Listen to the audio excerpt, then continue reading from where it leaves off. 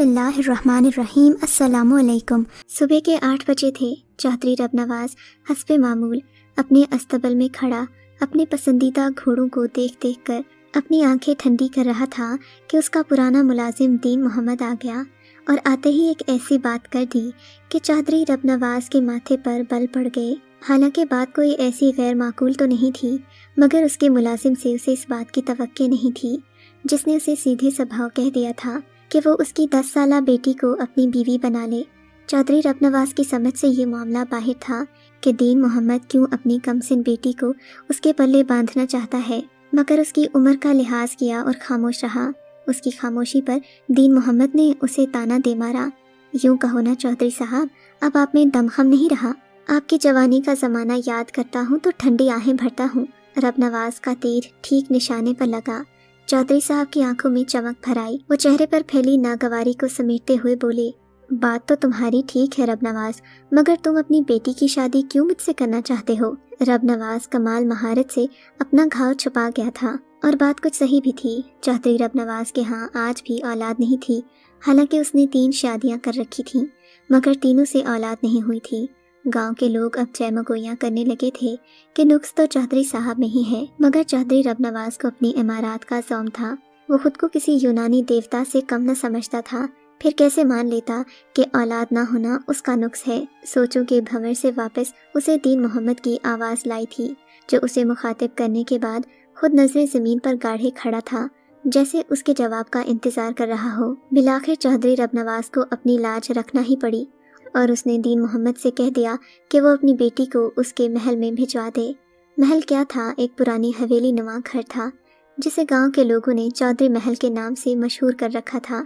गुलबहार को खास ताकीद की गई कि दीन मोहम्मद की बेटी की खास परवरिश की जाए, उसे महल के अदब आदाब से आगाह किया जाए ताकि वो यहाँ रहने के काबिल हो।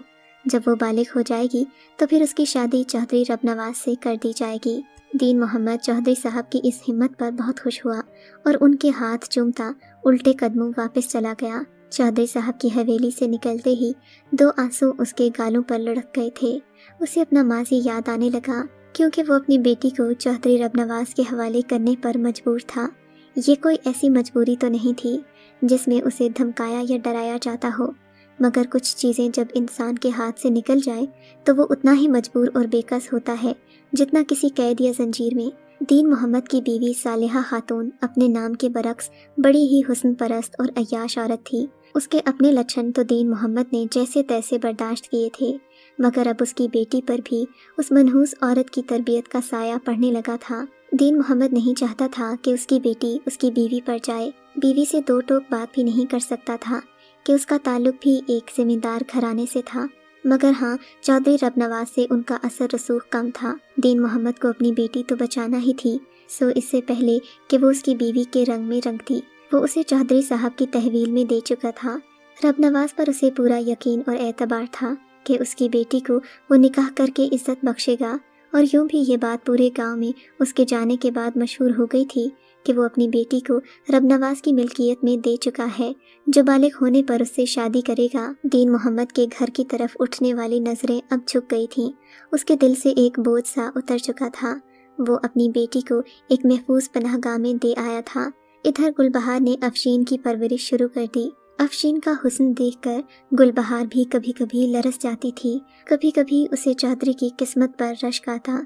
अफशीन अब जवानी की दहलीज को पहुंच चुकी थी, मगर उसके अतवार अपनी माँ से मुख्तलिफ नहीं थे। अपने अरमान पूरे करने का वो कोई मौका हाथ से जाने न देती। हवेली के बाहर ना सही, हवेली के मुलाजिमों में वो खासी मकबूल थी, क्योंकि वो नौजवान मुलाजमीन को खुसूसन इनायत करती थी, उनसे खुलकर बात किया करती और अंदाज दोस्ताना रखती। जब भी पिछले 6 महीनों से हवेली में कुछ खलबली सी मची थी, अफशीन बेहद पुरएतमाद थी। उसने अपने इन कारनामों में गुलबहार को भी आहिस्ता आहिस्ता मिला लिया। सच तो ये है, गुलबहार अफशीन के हुस्न से बहुत मुतासिर थी, और फिर अफशीन के दिए हुए तोहफे तहाइफ ने उसे मुंह बंद रखने पर मजबूर कर दिया। चौधरी साहब की नज़र से यह हरकतें ज़्यादा छुपी न रह सकी। उन्हें जब इस खतरे का अंदाज़ा हुआ तो उन्होंने दीन मोहम्मद को बुलाया और कहा, तुम्हारी बेटी अब जवान हो चुकी है, बेहतर है कि हम बाकायदा शादी की तकरीब रखें और मैं उसे अपने निकाह में ले लूँ। دین محمد کے لیے اس سے خوشی کی بات کیا ہو سکتی تھی؟ چودھری صاحب اب 55 سال کے ہو چکے تھے، شادی کی یہ عمر تو نہیں تھی، مگر گاؤں میں دھوم دھام سے شادی کی تقریب منعقد کی گئی۔ یہ شادی چودھری رب نواز کی پہلی تینوں شادیوں سے زیادہ بڑی تھی، اور ہوتی بھی کیوں نہ۔ چودھری رب نواز نے اس سے زیادہ حسین چہرہ آج تک نہیں دیکھا تھا۔ افشین کا چہرہ حویلی میں چاند بن کر چمکتا تھا، وہ تو اس کے حسن کے آگے موم ہوا جاتا تھا۔ بالآخر وہ دن آ ہی گیا جب افشین چودھری رب نواز کی دلہن بن کر حویلی کے ایک حصے سے دوسرے حصے کی طرف آ گئی۔ چودھری رب نواز شادی کی رات افشین کا حسن دیکھ کر دنیا جہاں کو بھول بیٹھا۔ سرخ جوڑے میں ملبوس وہ ریشم کی گٹری سی لگ رہی تھی جسے ہاتھ لگاؤ تو میلی ہو جائے۔ چودھری رب نواز دل و جان سے اس پر مر مٹا تھا۔ شب عروسی وہ اپنی آنکھوں کو اس کے بے مثال حسن سے ٹھنڈا کرتا رہا۔ افشین عروسی لباس میں ہی سو گئی تھی، جبکہ چودھری رب نواز خدا کی دین پر اس کا شکر ادا کر رہا تھا۔ افشین کے خیالوں میں گم وہ نہ جانے کب نیند کی وادیوں میں اتر گیا، مگر اگلی صبح جب اس کی آنکھ کھلی تو وہ ہلنے جلنے سے قاصر تھا۔ افشین نے اسے یوں دیکھا تو فوراً گھبرا گئی۔ حکیموں کو اور طبیبوں کو اطلاع کی گئی، جنہوں نے آ کر چیک کرنے پر بتایا کہ چودھری رب نواز کو فالج کا اٹیک ہو گیا ہے اور اب وہ کبھی اپنے قدموں پر چل نہیں سکتے۔ چودھری رب نواز قوت گویائی سے بھی محروم ہو گئے تھے۔ چودھری رب نواز کی بیماری پر افشین تو گویا دل سے خوش ہوئی تھی، اسے اب سب کچھ کرنے کی آزادی مل گئی تھی۔ چودھری صاحب منہ سے اسے کچھ کہہ بھی نہیں سکتے تھے اور ہاتھ لگانا تو دور کی بات تھی۔ ٹھیک 1 مہینے کے بعد حویلی میں جشن کا سا سما تھا۔ افشین امید سے ہو گئی تھی، جبکہ چودھری صاحب کا دل دہل گیا تھا۔ لوگوں کے سامنے تو وہ اپنی مونچھوں کو تاؤ دیتے، آنے والے مہمان کی مبارکباد وصول کرتے، مگر تنہائی میں شک کے کانٹے ان کے دل میں یوں چبھتے کہ انہیں جیتے جی مار دیتے۔ بالآخر ایک دن اسی روگ نے ان کی جان لے لی۔ ان کے اس غم سے افشین اچھی طرح واقف تھی۔ چودھری صاحب کی موت نے افشین کو ہلا کر رکھ دیا تھا۔ اب وہ پہلے والی افشین نہیں رہی تھی جو سبھی پر نظر عنایت کرتی تھی، بلکہ اب وہ ایک باپردہ اور صوم و صلات کی پابند لڑکی بن گئی تھی۔ حویلی کے سیاہ و سفید کی مالک تھی، چودھری صاحب کی جائیداد کی مالک بھی تھی، کیونکہ اب وہ اس حویلی کو اس کا وارث دینے جا رہی تھی۔ چودھری صاحب کی وفات کے بعد دین محمد نے حویلی کا انتظام سنبھال لیا۔ اب سبھی انتظامات وہی دیکھتا تھا، کیونکہ چودھری رب نواز اس کا داماد تھا۔ ایسے میں یہ اس کا فرض بھی بنتا تھا اور حق بھی۔ افشین نے جب پیارے سے صدیق کو جنم دیا تو اس کی دنیا ہی بدل گئی۔ بیٹے کی ماں بننے پر عورتیں خوشی کا اظہار کرتی ہیں، مگر افشین کی آنکھوں میں ویرانی تھی۔ کسی گناہ کا احساس اسے پچھتاوے پر مجبور کر رہا تھا اور اس کی خوشی کو مکمل نہیں ہونے دے رہا تھا۔ اپنے گناہ کا بوجھ لیے وہ اپنے بیٹے کی پیدائش پر مصنوعی خوشیاں منا رہی تھی، جبکہ وہ دل سے جانتی تھی یہ بچہ اس کی اولاد نہیں تھا۔ کچھ دن تو وہ اسی غم میں مبتلا رہی، مگر پھر ایک نئے عزم کے ساتھ اس نے صدیق کی پرورش شروع کر دی، کیونکہ صدیق کو وہ اپنے جیسا ہرگز نہ بنانا چاہتی تھی۔ وہ اسے بلند کردار اور متقی نوجوان کے روپ میں دیکھتی تھی۔ گھنٹوں اس کے لیے اللہ تعالیٰ سے ہدایت اور صوم و صلات کی پابندی کی دعا کرتی، جس پر وہ خود بڑی مشکل سے عمل پیرا تھی کہ نفس کے خلاف جہاد کرنا سب سے مشکل جہاد ہے۔ وہ آج کل اسی پر کاربند تھی، اللہ تعالیٰ سے دن رات اپنے گناہوں کی معافیا مانگتی۔ بالآخر اس کی رحمت کو جوش آ ہی گیا۔ وہ دل و جان سے صدیق کی پرورش کرنے لگی، جو انتہائی نیک بچہ تھا۔ صدیق 10 سال کا ہوا تو اس کے بالوں میں چاندی اترنے لگی، مگر وہ خوش اور مطمئن تھی، کیونکہ اس کے بیٹے کا کردار اس کے بالکل برعکس تھا۔ گاؤں والے بھی اس کے بیٹے کی تربیت پر اشش کر اٹھتے۔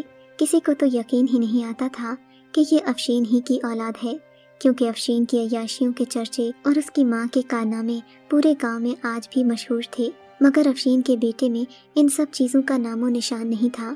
جوں جوں وہ بڑا ہوتا گیا، اس کے چہرے پر سنجیدگی گہری ہوتی گئی۔ وہ فضول بات منہ سے نہ نکالتا، نماز روزے کی پابندی یوں کرتا جیسے یہ سب اسے دل و جان سے عزیز ہو۔ افشین اپنے بیٹے کو دیکھتی تو اس کے دل پر گناہ کا احساس کم ہو جاتا۔ اب وہ اپنے بیٹے کی شادی کی فکر میں تھی، کیونکہ اس کا بیٹا ایک ایسی شریک حیات چاہتا تھا جو شریعت کے اصولوں پر کاربند ہو، پھر بھلے وہ رسوم و رواج کی پابند ہو یا پھر باغی ہو۔ وہ تو بس ایک پڑھی لکھی اور دیندار لڑکی کا طلبگار تھا۔ افشین نے بیٹے کی شادی کے لیے دلہن کی تلاش شروع کر دی۔ بالآخر اس کی نظر انتخاب سدرۃ المنتہا پر پڑی، जो कि उसके बेटे के लिए अपने दिल में पसंदीदगी के जज्बात तो रखती थी मगर कभी उनको जाहिर नहीं किया। इस बात का अंदाज़ा अफशीन को भी था कि सिद्रा हया की वजह से अपने जज्बात का इजहार कर नहीं पाती, वरना कई बार सिद्रा की आंखों में वो अपने बेटे के लिए मोहब्बत और पसंदीदगी के जज्बात देख चुकी थी। सिद्रा की माँ अकेली ही रहती थी, उसका शौहर कभी कभार घर आता था, नसीबों की मारी उसे बुलाती रहती, मगर वो अक्सर मज़ारों पर बैठा रहता। खुदा जाने उसे क्या बीमारी थी, घर आते ही उसे वहशत होती और वो वापस मज़ारों की तरफ भागता। मेहरुन्निसा का शौहर अब्दुल करीम नीम पागल सा हो चुका था। शौहर से नाउम्मीद होकर वो सिद्रा के साथ ही रहने लगी। उसने सिद्रा की तालीम व तरबियत पर तवज्जो दी और बिलाखिर सिद्रा को एक बाहया और बाकिरदार लड़की के रूप में ढाल लिया, जो किसी की तरफ आंख उठाकर भी न देखती, मगर सिद्दीक से मिलने के बहाने वो अक्सर उनके घर के चक्कर लगाती रहती। हालांकि उसकी माँ काम काज ख़त्म करके सुबह के 10 बजे ही अपने क्वार्टर में चली जाती, मगर वो बेचैन कलियों की तरह इधर उधर मंडलाती रहती। अफशीन ने भी ज़्यादा देर नहीं की और बेटे से उसकी पसंद मालूम करके अपने तौर पर मेहरुन्निसा से सिद्रा का हाथ मांग लिया। मेहरुन्निसा को भला क्या एतराज़ था, वो तो इस घर में एक नौकरानी की हैसियत से आई थी, कहाँ उसकी बेटी को इस घर से मालकिन बनाने की उम्मीद थी। उसने झट से रिश्ते के लिए हाँ कर दी कि इनकार का कोई जवाब नहीं था। अपने बेटे की शादी पर अफशीन बेहद खुश थी। जिंदगी ने कई सालों बाद उसे ये खुशी दिखाई थी। बहू के रूप में सिदरतुल मुंतहा उसके घर आ गई थी। अफशीन को सिदरतुल मुंतहा के नेक अतवार देखकर अपनी जवानी याद आती, अपनी शादी के अवाइल दिन याद आते तो शर्म से सरशार हो जाती। कैसी बेबाकी हुआ करती थी उसकी आंखों में। अपने शौहर के हक में खयानत करते हुए उसने एक बार भी नदामत से सर नहीं झुकाया था। वो तो धड़ल्ले से ये सोच कर कि उसका शौहर उम्र में उससे बड़ा है, उसकी अमानत में खयानत करती रही थी। और कहाँ उसका नेक बेटा और पाक पवित्र बहू, जिन्हें ज़माने की बुराई छू कर नहीं गुजरी थी। अपने गुनाहों की याद आते ही वो अल्लाह के हुजूर सर झुका लेती और रो रो कर अपने गुनाहों की माफ़ी मांगती, मगर दिल में एक खालीपन था। उसे लगता था न जाने क्यों उसके गुनाहों की सज़ा एक दिन उसे मिलकर रहेगी। और फिर ऐसा ही हुआ।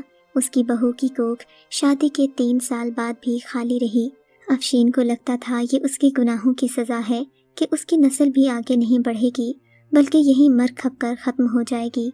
उसका तो कोई नाम लेवा भी नहीं होगा। अफशीन अपनी बहू को लेकर हर डॉक्टर के पास गई, उसका हर मुमकिन इलाज करवाया, मगर डॉक्टर ने कहा कि इन दोनों में कोई खामी नहीं, जब अल्लाह चाहेगा उसे औलाद की नेमत से नवाज देगा, बस सब्र और एहतियात की ज़रूरत है।